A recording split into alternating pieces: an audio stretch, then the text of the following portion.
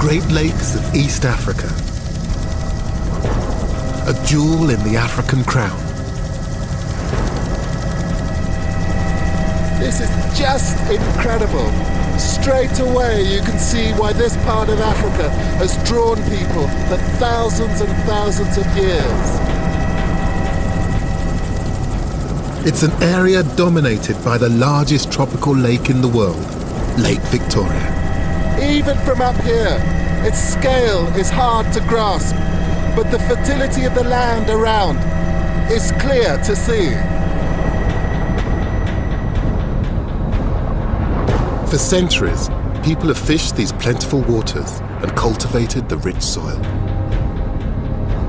But such abundance has brought with it strife. This region has been the site of intense rivalry and great power struggles. And it's a place whose history is still shrouded by legend and myth.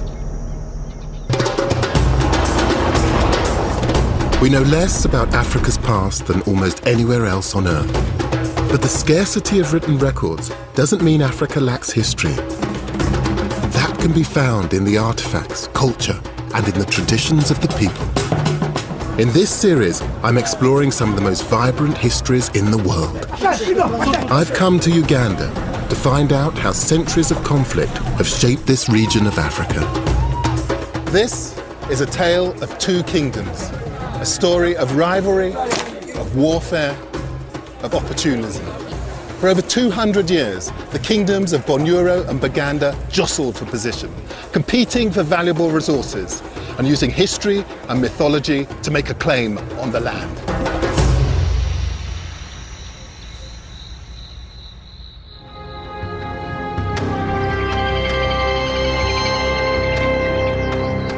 For centuries, the interior of East Africa was unknown to the Western world.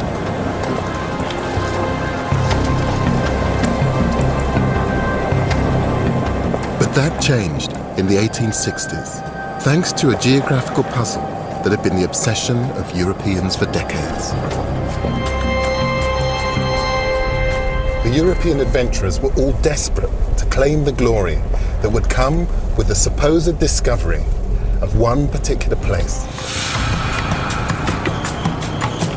The accolade went to a young British soldier named John Hanning Speke.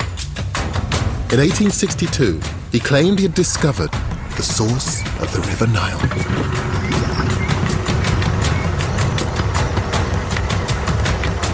Right now we are going to the source, where the source of the Nile begins from. Speke had searched East Africa for 6 years, hoping to solve the mystery of where the Nile began. He was finally able to tell the outside world that the River Nile flowed out of Lake Victoria. A guide, James Bacoma, is taking me to the spot where the water starts its 4,132-mile journey to the Mediterranean. So this is the source of the Nile, James? This is the real point where the Nile gets the water from the lake. This is exactly where the Nile begins. This is the source? Here.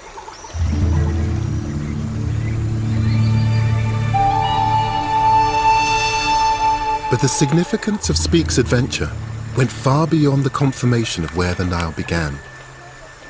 His journal is the earliest first-hand account of Buganda, the kingdom he found here. His excitement is plain from his description of Buganda's king, Mutesa I. A more theatrical sight I never saw. The king, a good-looking tall young man, was sitting on a red blanket, scrupulously well-dressed in a new mbugu. On his neck was a very neat ornament. Not a fault could be found with the taste of his getting up. The writing might sound condescending today, but European adventurers provided historians with valuable testimony. It's easy to question the methods and motives of explorers like Speke today. But I do think that they were amazed by the sophistication of the kingdoms that they encountered here in this region. Speke was captivated by the beauty of the landscape. But it was Buganda itself that was perhaps the biggest surprise to him. He'd stumbled upon an advanced kingdom with complex structures of government. It had a road network, established trade, and an organized and well-armed military. At the end of the 19th century, Buganda's power was reflected in a map drawn up by the British. It recognized Buganda's dominant position on the northwestern shores of Lake Victoria, overshadowing its neighbor, the Kingdom of Bunyoro, just half its size and on the banks of Lake Albert. Today, both kingdoms are provincial powers within the modern state of Uganda. But the country's capital, Kampala, is Buganda's traditional power base. And the current king's palace overlooks the city from a prominent hilltop, as his predecessors did. The fact that Uganda gets its name from Buganda shows the kingdom's historic influence, but it doesn't tell the full story. Buganda established itself at the expense of its neighbor, Bunyoro. 400 years ago, it was Bunyoro which was the region's major power, while Buganda was then an insignificant group of lakeside communities. Somehow, the Bugandans managed to turn the tables on Bunyoro, and displace it as the most powerful kingdom in this part of Africa. To understand how Buganda came to oust Bunyoro, you have to know more of the history of Bunyoro itself.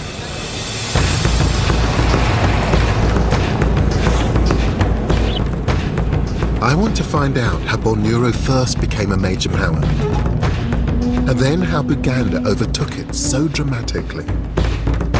I'm traveling to Hoima, the Bunyoro capital.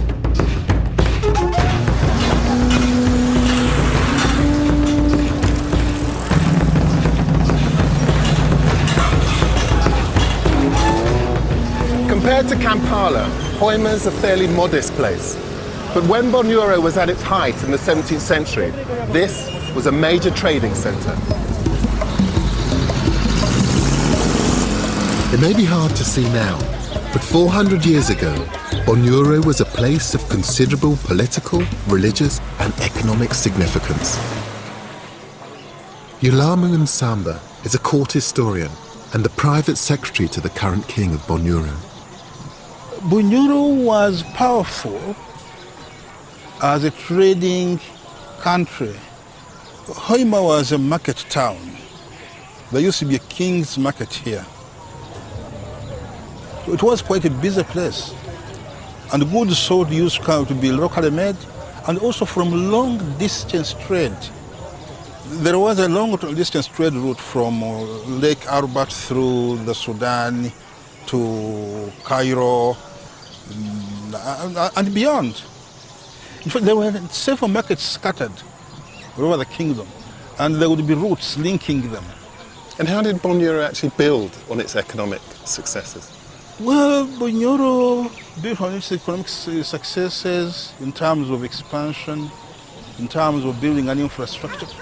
It was a big organized state. Although the borders kept on shifting, we know that from the clan affiliations and the scattering of the clans. You find that Bunyoro's clans are in places as far away as southern Tanzania. So there was a kind of political sophistication that had never really existed before in this region. Yes, there was for sure.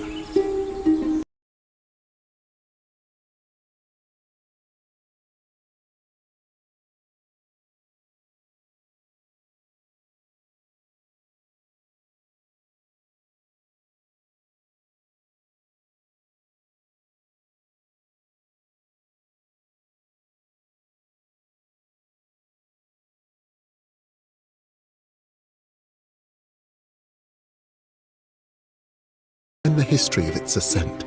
When a king sits here, for the first time, he's handed a number of articles to signify what his office is all about.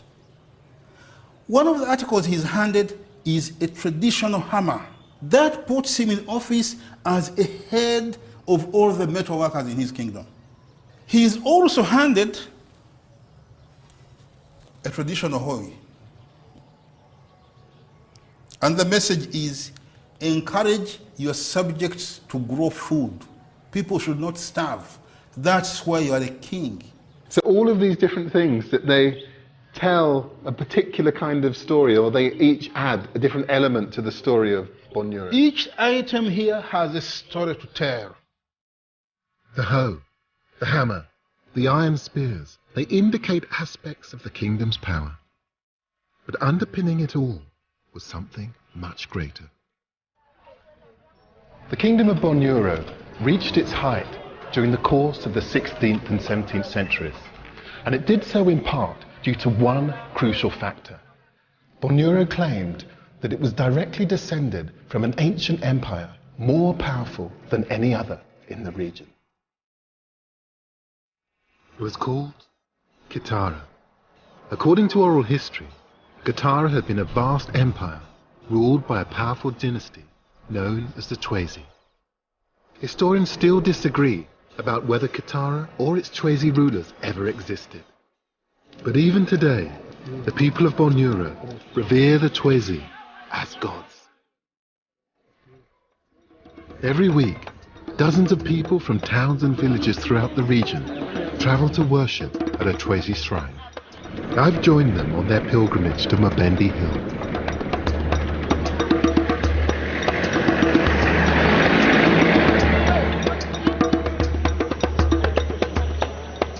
This sacred tree stands on what some believe to have been an ancient Twezi settlement.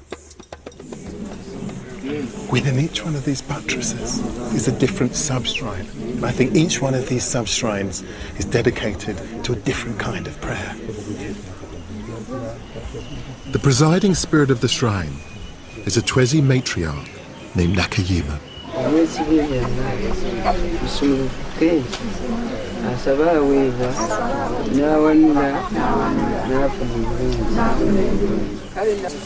Worshippers make offerings of money, coffee beans and milk as they ask for answers to their prayers.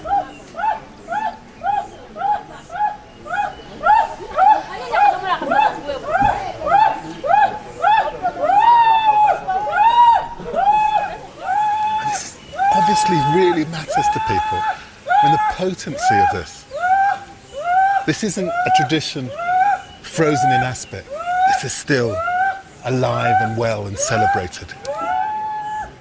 Since the earliest days of the Bunyoro kingdom in the 15th century, there seems to have been a strong belief in the Twezi, whether or not they ever existed. There are those who think that they are real people who existed in this part of the region, which was called Kitara. But other interpretations also refer to the Batwezi as spirits, because their legacy was perpetrated through the worship of the Batwezi cult, which is what we are now witnessing. Dr. Ephraim Kamuhangari has researched the Twezi dynasty. What's the significance of this Twezi ritual to the success of Bunyoro?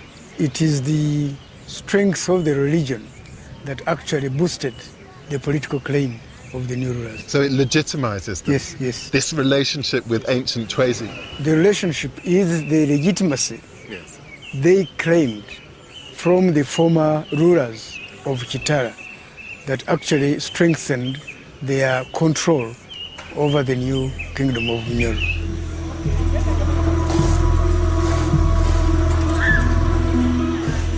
Bunyoro's claim to such an illustrious pedigree was vital. It gave its people a proud heritage, and it meant the kingdom could assert control over the land once ruled by Kitara. The fact that the Twezi were regarded as otherworldly gave Bunyoro a spiritual foundation. That belief continues to resonate. And this place is obviously still very special. Even in modern history, people have sought to make a connection with this place. And today, it obviously still means an awful lot to a lot of people.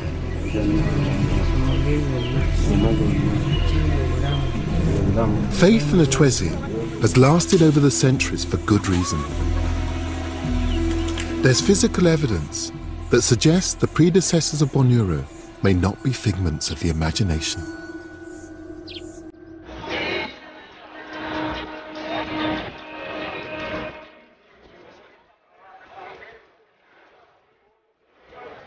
The Uganda Museum is one of the oldest in East Africa. It houses a range of extraordinary artifacts. Some historians say they prove the existence of the Chwezi. They may also cast light on the early days of Bunyoro. I persuaded the curator, Jacqueline Nyirachiza, to show me some of the treasures that fill the shelves behind the scenes. Okay, this is the store, archaeology store. Oh, Jackie, I love places like this. The contents of these boxes all come from a place called Ntuzi. It was a vast settlement, and possibly the home of the Chwezi. Some even say that Ntuzi was the capital of the legendary kingdom of Kitara. And how old is this, Jackie? We think that it's like 700 years ago. Yeah, because these sites have been in existence like 700 to 900 years ago. I mean, the glorious thing about it is that you can see how someone has pushed into the still drying surface a piece of cloth. They and it gives a sense. This must be street roulette, yes. Yes, which is still dated in the same period. Yes. Yeah. I mean, I just have this thing about ceramics. I mean, this idea that someone actually created and used this thing, which should have been quite humble, but it's just absolutely exquisitely beautiful. Gives you a real sense of what ordinary people's lives were like during this period. Yeah. Because for so much African history, you don't get a sense of the ordinary. It's the kings, it's the powerful, but this is just beautiful. Along with the pottery, beads and iron spearheads have also been recovered. The finds reveal that the predecessors of Bunyoro had themselves developed an advanced civilization. These were complex cultures. These are water vases, but also that these are very, very sophisticated vessels, some of them. Some of them used for storage, for foods that would have meant that people travelled, that they traded. And this just gives us a small insight into Ntuzi. The civilization at Ntuzi would have been a significant foundation for the kingdom of Bunyoro. But Ntuzi also provides evidence for the secret of Bunyoro's success, the reason it became the most powerful kingdom in the region. I'm heading to Ntuzi to see it for myself. Ntuzi lies in the grasslands of central Uganda, 95 miles south of Bunyoro's capital, Hoima. This region isn't in Bunyoro, according to modern maps, but at its height, this whole area belonged to the Bunyoro kingdom.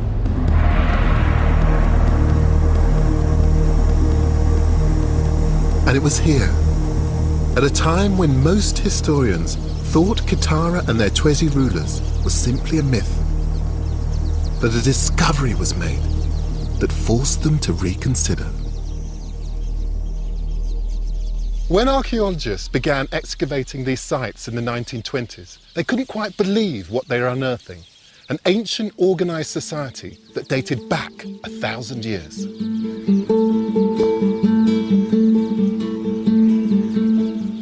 Hidden underneath the dense vegetation are important clues to the foundations of the Bunyoro kingdom.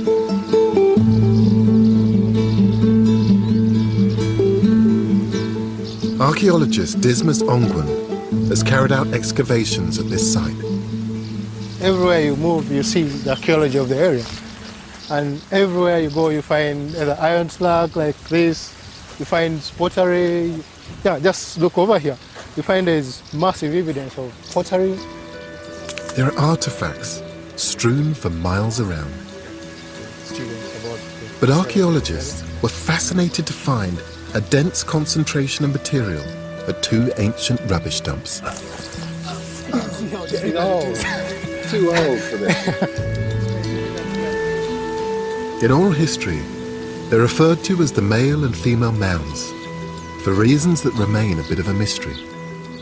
Some people think it's a female mound because it was the female dumping the rubbish here, and some academia people think that it's basically the female mound because it's smaller than the male mound. In Africa, people think that being big is being a male. And what was the bulk of the material found here? We have pottery, we have bones, we have iron artifacts, we have beads. Archaeologists can tell from the volume and age of the material that this area was densely populated from the 11th century to around the 1400s. That dates Ntuzi to just before Bunyoro is thought to have been established. It also coincides with their putative predecessors, the Twezi. Yeah, this is a proper example of the archaeology of the area. But some of the most significant finds aren't man-made. Just look at this, it's a big piece of bone. And they've been revealed to archaeologists almost by accident.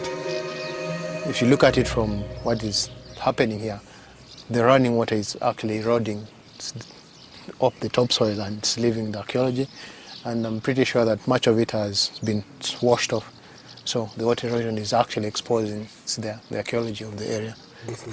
The erosion has uncovered the centuries-old remains of cattle among the pottery and other objects. It's quite amazing. Yeah, there's quite a lot of cattle bones around here. And you find all mixed up. Jaws, teeth, horns, and it's everything.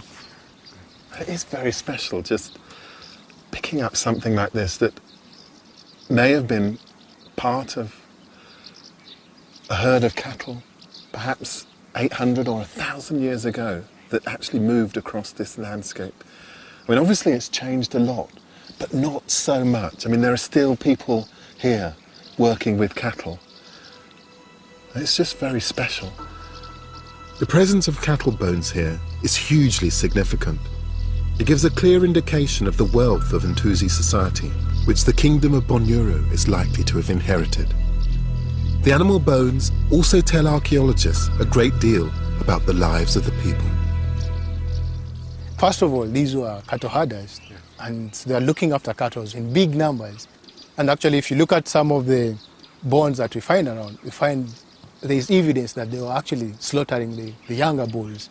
That means they were doing it selectively, maybe to promote a particular breed of animals that they had. So these people were actually very smart in what they are doing. Most communities in East Africa at this time would have shared just 1 or 2 cows. Evidence at Ntuzi shows that Bunyoro's predecessors had vast numbers of cattle. It might explain why a belief endured in the kingdom that the Twezi had been great providers.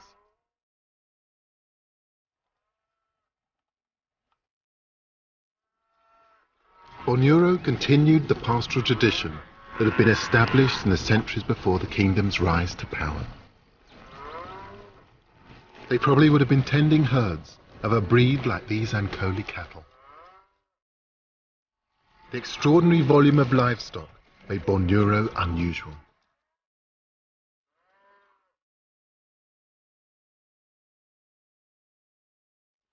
There was a reason why Bunyoro could maintain vast herds of cattle.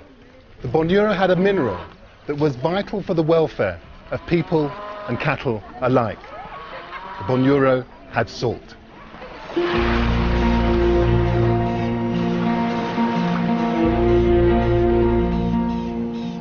Lake Albert sits on the western edge of modern Uganda. According to legend, the Twezi people disappeared into it, but not before they discovered the wealth that surrounded it. Bunyoro may have claimed its legitimacy from ancient Kitara, but its economic power wasn't mythical, it was very real.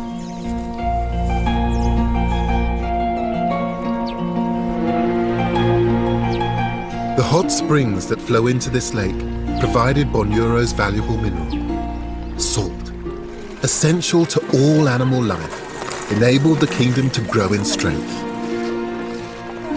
Healthy herds, in turn, provided more food and helped the kingdom to prosper. Good morning. How does this work?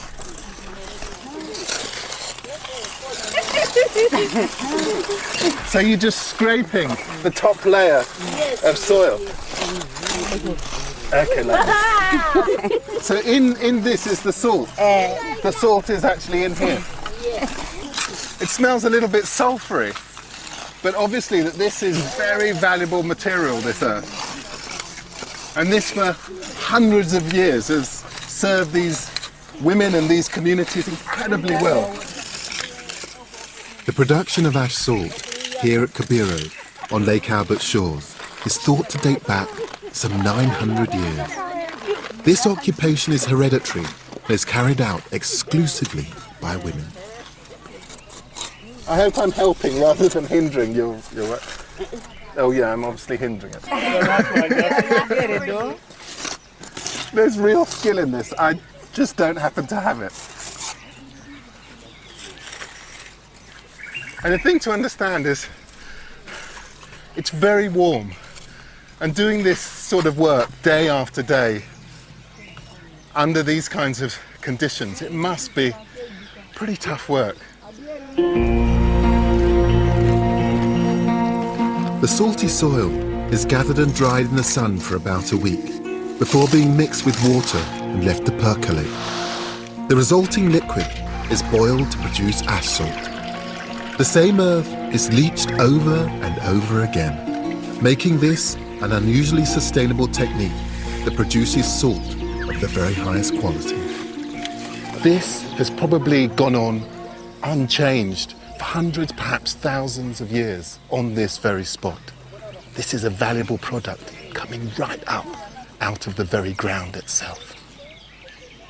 And this salt was just so important to the success of the Bunyoro kingdom.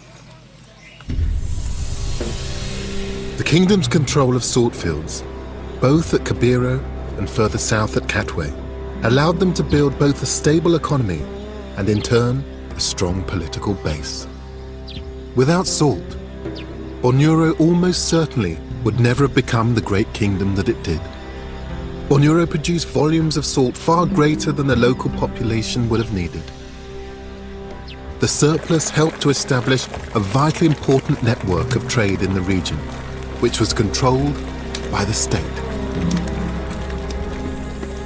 Today, the merchandise is prepared in exactly the same way as it's always been.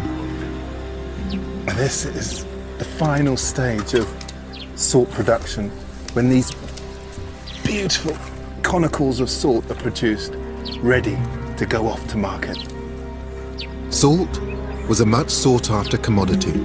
When Bunyoro was at its height in the 1600s, salt was as valuable as any precious metal. Compared to the rest of Africa, this region was cut off from the outside world until relatively late. But historians believe Bunyoro's salt still travelled long distances. The kingdom supplied the Great Lakes area with salt. And via the regional trade network, Bunyoro's salt may have eventually reached the foreign merchants on Africa's east coast. An economy was emerging. Bunyoro was wheeling and dealing. Bunyoro was a kingdom with much to celebrate.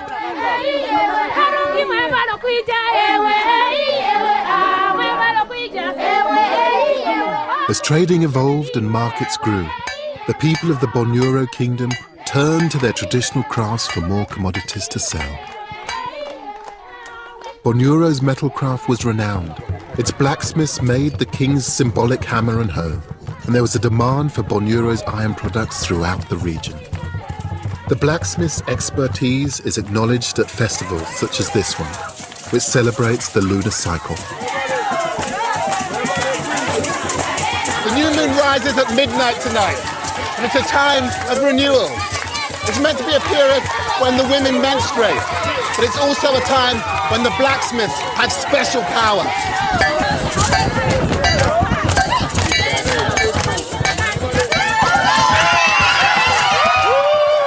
Not only did the blacksmiths conjure iron from the earth, they created the weapons required to defend the kingdom of Bunyoro. And by its height in the 17th century, Bunyoro's assets were the envy of its neighbours.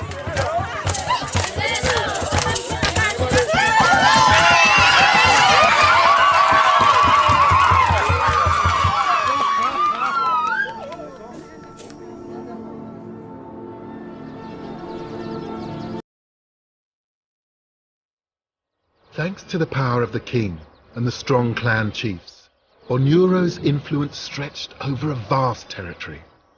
The resources that provided the basis for its power also connected the people to their environment. And the claim of Kitara and Twezi ancestry legitimized Bunyoro's authority and gave the kingdom a strong sense of identity. But on the other side of the country, on the banks of Lake Victoria, another kingdom had begun to flourish, thanks to a crop that would not just change the future of this region, but of the whole of the African continent.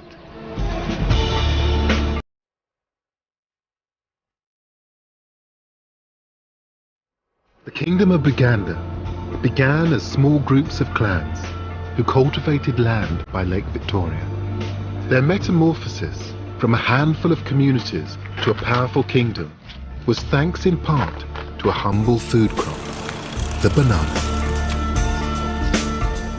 The high rainfall and fertile land of Lake Victoria's northern shores had encouraged the clans of Buganda to settle here in the first place around the 15th century.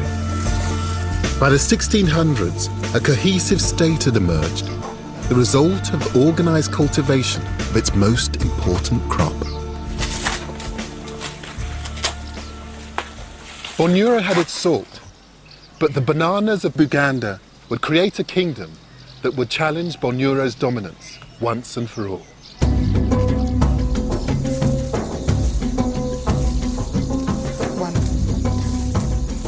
So we're going this way? We're going this way. So these are the banana trees. Ah, bananas at last, Sempek. I was beginning to worry that we'd missed the season, because this is obviously that most of them have been harvested already. The clans of Buganda grew bananas in the fields and caught fish in the lake. It's a nutritious diet and one which helped their population to grow. There are over 50 varieties of banana grown in Uganda, but this one, the plantain or the matoke, is the most important. For the people who live here, the banana is both meat and drink.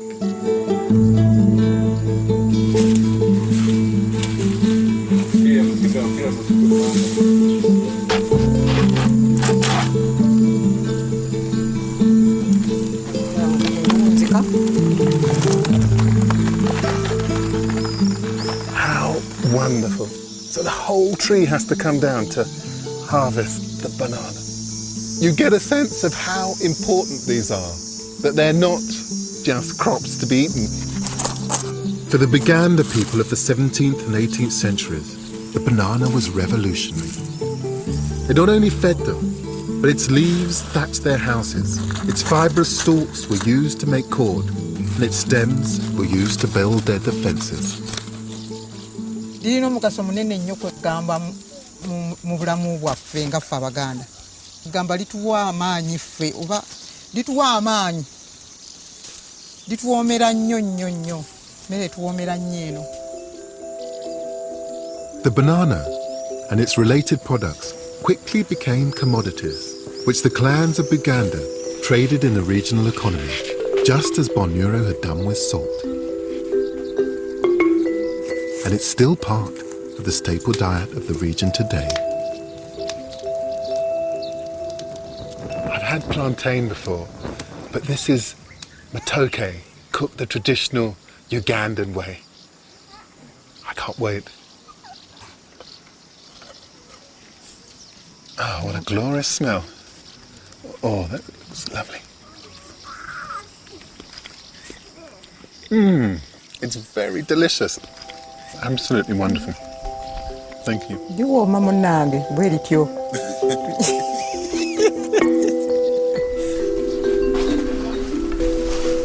As Buganda's economy grew, structures of government developed. The early clan chiefs held much power, with the king merely the most senior among them. But gradually, power centralized with the monarch, and he became much more than the first among equals. The loyalty of the clans was assured, however. The king took wives from different clans, meaning his successor could come from any clan in the kingdom. And the clans remained vitally important to Buganda.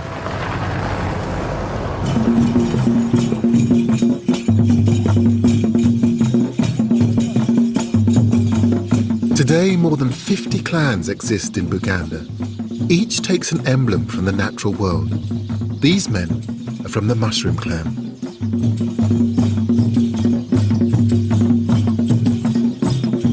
The role of Buganda's clans now is to safeguard the kingdom's cultural heritage.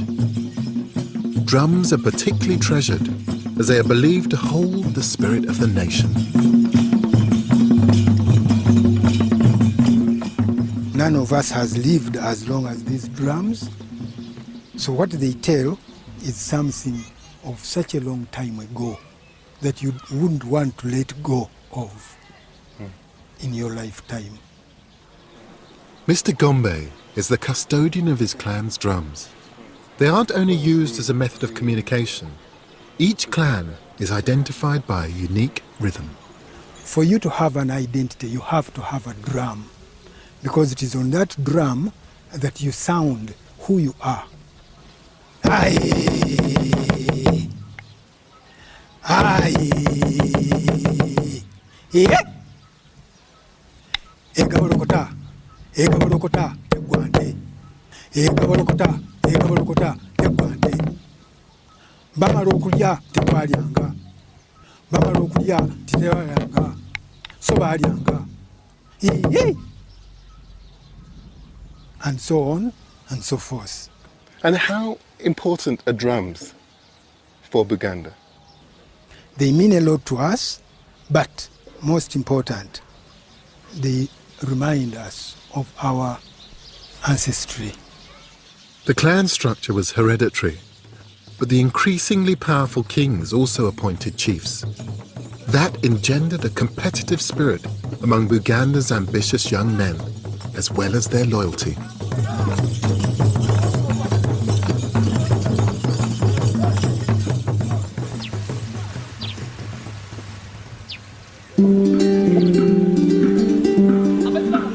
'18th century Buganda had a stable economic base and a growing centralized government. It was self-confident and ambitious, keen to make the most of its resources and perhaps also to reinforce a sense of nationhood. It chose a special cloth which was associated with Buganda royalty. Come down here to Nsangwa. There's a family down here who've been making bark cloth for Buganda kings for generations. I'm going to see how they do it.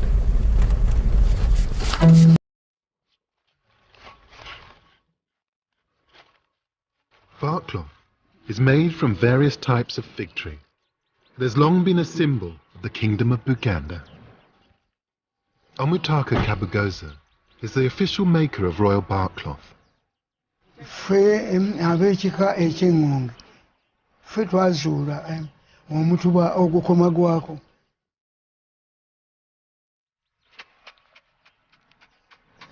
Era ne kabaka bw'afa era nze mpaayo olubugo olusumika okumusumikira ng'olugoye.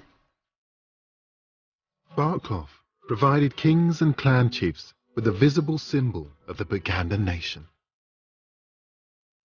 So you take off the outer bark, the outer bark, and then it's the inner bark that you actually want, which actually creates. This one is the one we want. Yeah, yeah. That is the cloth itself. Yeah. Wow, it's very thick and rubbery. Yeah. But this isn't the finished cloth. This is just the beginning of the harvesting. The value of bark cloth was more than symbolic. During the second half of the 18th century, Buganda's people were encouraged to wear it, not just the chiefs and royalty. A nationwide industry took off, and the material was renowned among Buganda's neighbours. It's lovely work to do because the results are just so immediate. You can see the fibres already beginning to separate and widen, and it's beginning to feel a little bit more like cloth. The desire to increase bark cloth production had a profound effect. Buganda expanded its territory to acquire new lands on which to plant fig trees, and its aggressive approach to commerce meant its influence in the region grew. It's actually products like bark cloth that allow Buganda to forge a cultural identity.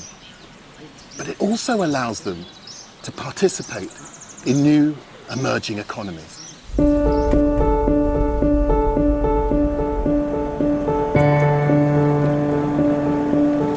The state capitalized on the productivity of the people. Taxation paid for a network of roads that pushed Buganda's commerce further afield. And the kingdom took advantage of its geography in other ways. Buganda's position on the northern shore of Lake Victoria gave it access to the burgeoning trade routes to the east coast of Africa. The fiercely competitive kingdom of Buganda was now ready to take any advantage to aid its growth. Control of trade over the lake was critical if Buganda was to increase its power and influence in the region. The kingdom built up a vast royal navy of canoes, just like this one. Each one could carry between 60 and 100 men. The enormous vessels that the craftsmen built were put to good use. The fleet was used to conquer islands and new territory along the shore.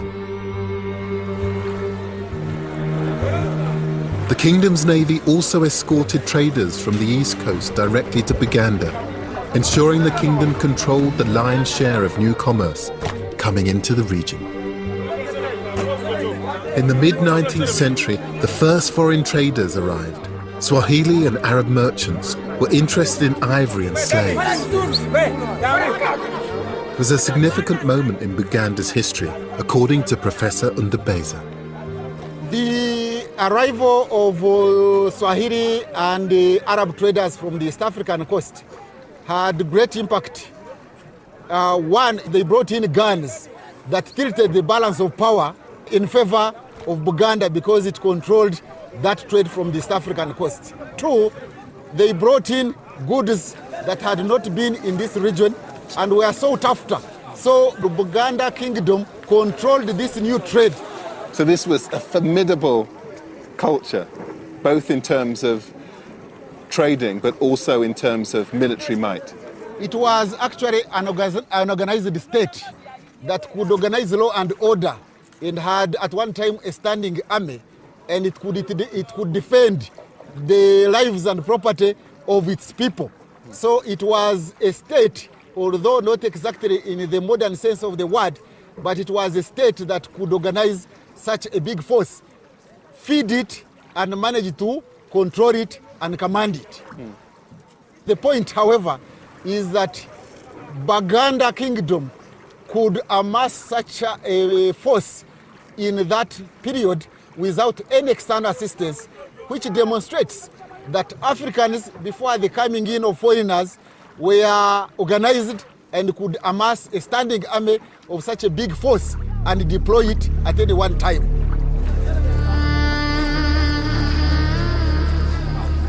This sophisticated kingdom had shown that it would use its resources to further its own interests. A predatory politics was emerging. Buganda had the power to take what it wanted from its neighbours at will. Valuable export commodities like ivory were collected. Buganda was on the make. For 200 years, Buganda had lived in the shadow of its more powerful neighbour, Bunyoro. Now Buganda was ready to seize any opportunity to replace Bunyoro as the region's greatest kingdom. While the kingdom of Buganda had developed and grown, Bunyoro had also continued to trade and prosper. But unlike its neighbour, Bunyoro had not centralised political power, and the clan chiefs still held a great deal of authority. The structure of Bunyoro's royal succession meant that the clan chiefs could contest the throne. The kingdom became mired in a series of internal divisions and wars of succession. the once great kingdom was in decline.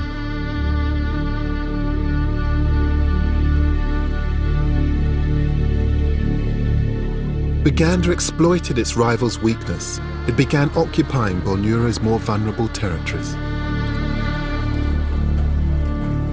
With a combination of their strategic lakeside position and their unrivaled military power, Buganda seemed unstoppable.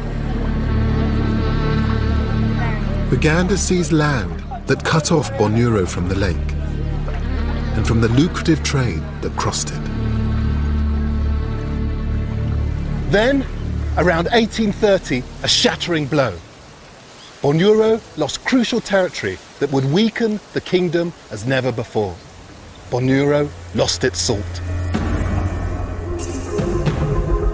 The chiefs of the Toro province declared it an autonomous kingdom. Its territory included Bunyoro's most valuable salt fields. It was a devastating blow to the economy of the kingdom.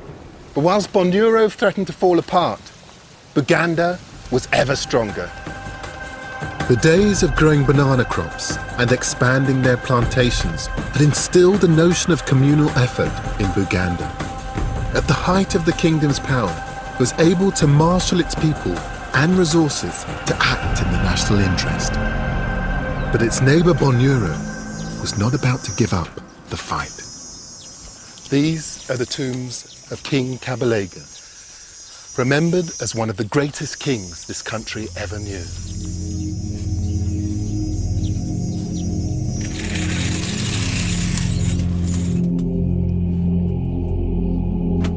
In 1869, Kabalega took the Bunyoro throne. He rallied the kingdom's forces and began pushing Buganda back to its original borders. Oh, this place. And there's a real poignancy to this gravesite. He's actually buried down in a chamber beneath here. But up at the top level, you can see that they've marked the spot with 9 hoes. And I think iron is so important to people here. It's just wonderful. These are his personal effects. There are things like spears. There are shields that would have been used in battle. This was a man who, he fought for this place himself. Kabalega reinforced the trade routes that brought firearms into Bunyoro. That strengthened the kingdom and challenged Buganda's trade position. His actions gave him heroic status. I think because he brought a kind of renewed sense of confidence to Bunyoro. It was a sort of last stand. And obviously he's still loved. I mean, look, these things are still venerated. And in a way they tell the story of Bunyoro. Under Kabalega, Bunyoro was once again a force to be reckoned with. The kingdoms were toe-to-toe. And into this volatile situation, new players arrived, the European explorers.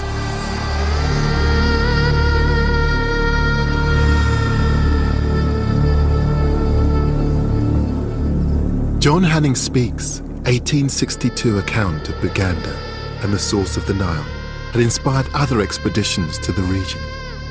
In 1874, Henry Morton Stanley was making his own journey across the continent, 3 years after he'd found David Livingstone.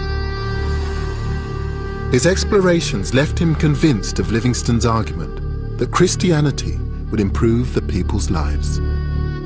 Stanley wrote a plea to the Daily Telegraph. Oh, that a pious practical missionary would come here, who can teach people how to become Christians, cure their diseases, construct dwellings, and turn his hand to anything. And Stanley's letter had the desired effect. In 1877, the trade routes from the coast brought a new kind of import across Lake Victoria: missionaries.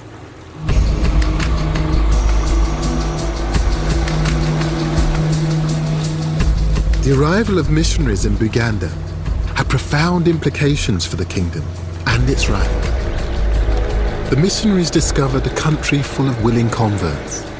Many chiefs believed the kingdom was in need of divine assistance.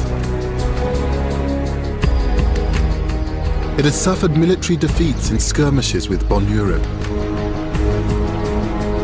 Epidemics had struck without warning. King Mutesa was weak with disease. Those offering salvation were welcomed, whether European Protestants, Catholics, or Muslims from the coast.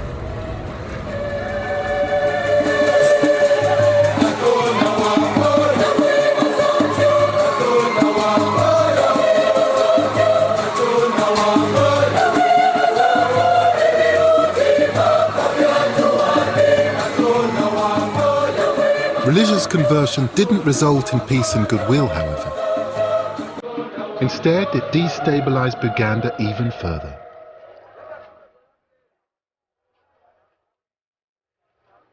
I'm on the outskirts of the capital city, Kampala, to witness one of the country's biggest annual Christian holidays, Martyrs' Day.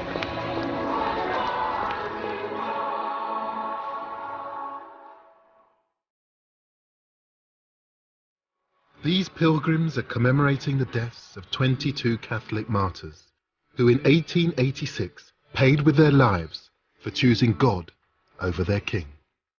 Their executions were followed by those of 23 Protestants.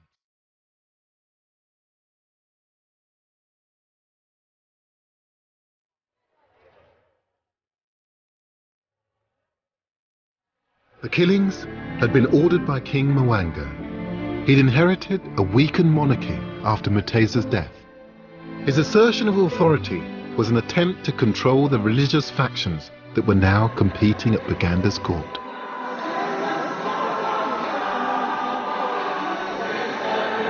But Christianity had a significant following among Buganda's chiefs. They felt that Mwanga needed to be reined in. They turned to the British. At the same time, Protestant missionaries implored the British government to intervene in Uganda to prevent the loss of potential converts to Islam. The British were keen to extend their influence in East Africa and declared Uganda a protectorate in 1894. The British benefited from Buganda's well-formed social and political structures as a means to rule. But this wasn't just the British taking advantage of Africans. Buganda realized that this was an extraordinary opportunity to ensure that they, rather than Bunyoro, were the most powerful kingdom in the region.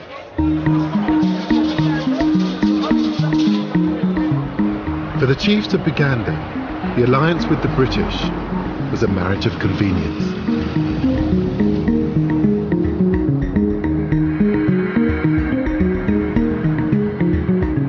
Their new partners established themselves in a fort on Old Kampala Hill.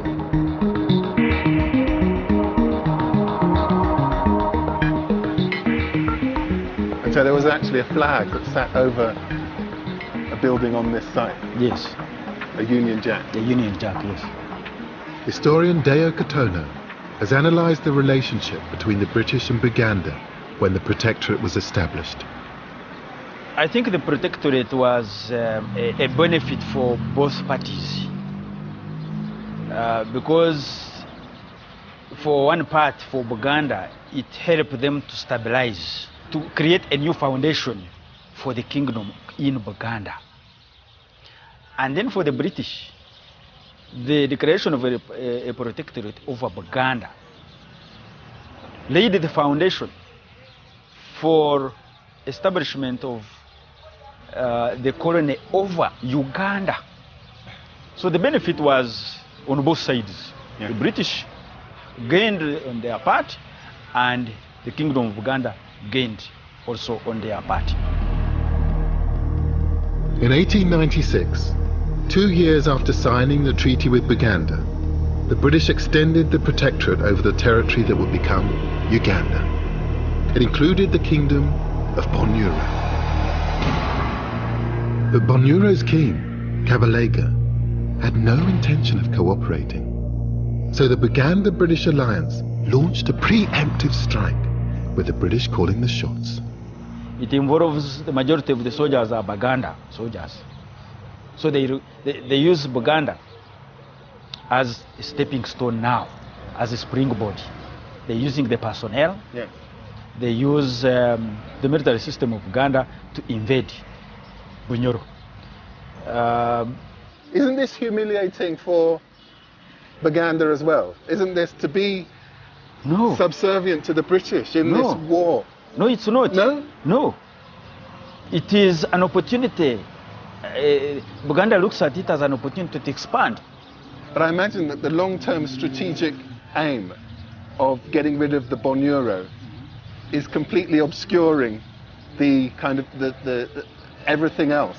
Yes. And they're actually losing sight of the fact that they are being taken over, yes. Their country is being taken over by the British. Yes. They lose sight of that one. Yes.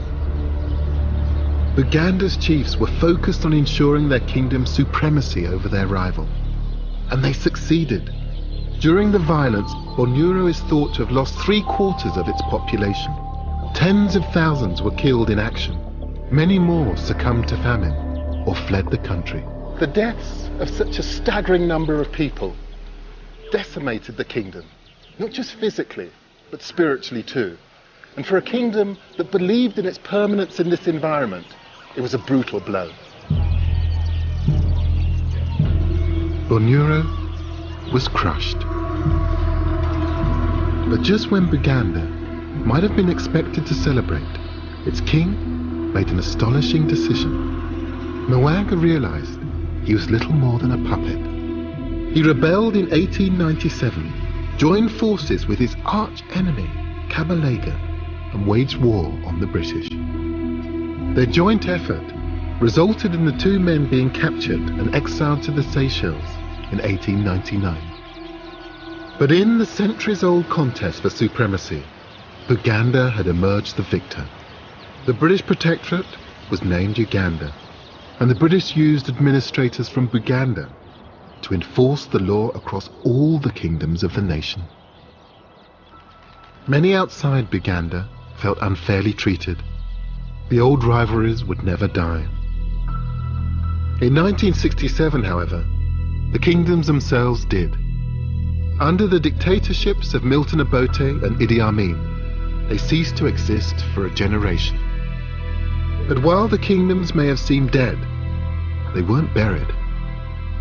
They were reborn when Uganda's government sanctioned their restoration in 1993.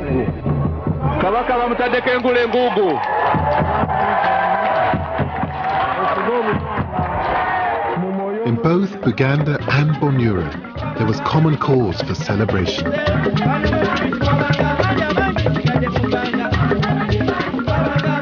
The traditions such as Buganda's royal music were revived. All of Uganda's kingdoms had suffered during the turbulent years of the country's modern history. But the fact that the culture and the history return with them quite so readily tells us how much these kingdoms continue to mean to the people.